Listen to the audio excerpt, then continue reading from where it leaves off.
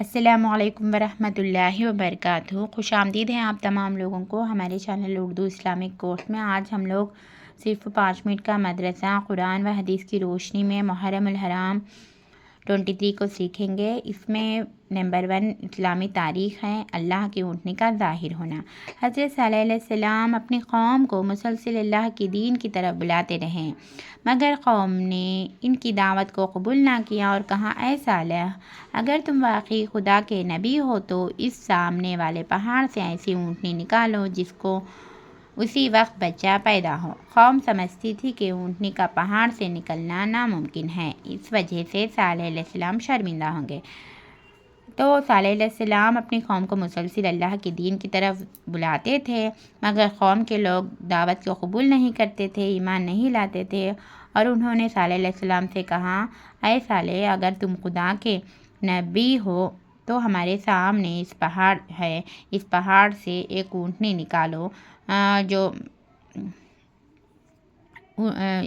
نکالو جس کو اسی وقت بچہ پیدا ہو۔ تو ایسا کہا ان لوگوں نے صالح علیہ السلام سے۔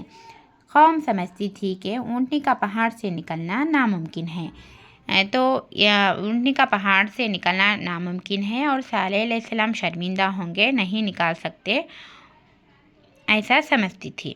مگر صالح علیہ السلام نے اللہ سے دعا کی تو اسی وقت سب کے سامنے پہاڑ پھٹا اور ایک گابن اونٹنی ظاہر ہوئی اور اس نے بچہ دیا۔ یہ دیکھ کر قوم حیرت میں پڑ گئی، مگر کسی نے اسلام قبول نہ کیا۔ سب دیکھا مگر کوئی بھی اسلام قبول نہیں کیا۔ یہ اونٹنی خدا کی ایک نشانی تھی جس کا ذکر قرآن میں ناقۃ اللہ یعنی اللہ کی اونٹنی سے کیا گیا ہے۔ اور دوسرا کیا ہے؟ حضور صلی اللہ علیہ وسلم کا معجزہ، گھی میں برکت۔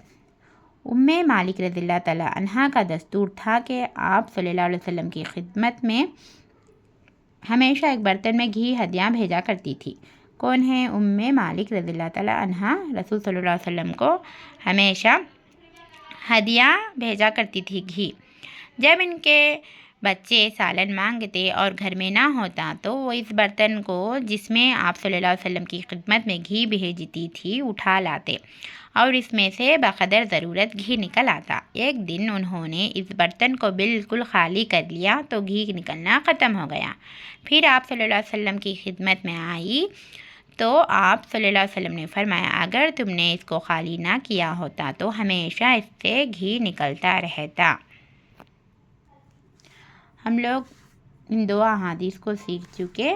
محرم الحرام 23 ہے، یہ صرف 5 منٹ کا مدرسہ قرآن و حدیث کی روشنی میں۔ آپ لوگ ہمارے چینل اردو اسلامک کورس میں دینی معلومات کو حاصل کر رہے ہیں۔ اللہ تعالیٰ ہم تمام لوگوں کو دین پر قائم رہنے کی توفیق عطا فرمائے، قرآن کو پڑھنے کی، قرآن کو سمجھنے کی توفیق عطا فرمائے، دونوں جہانوں میں کامیابی عطا فرمائے، صحت اور عافیت والی زندگی عطا فرمائے، آمین یا رب العالمین۔ السلام علیکم ورحمۃ اللہ وبرکاتہ۔ اللہ حافظ۔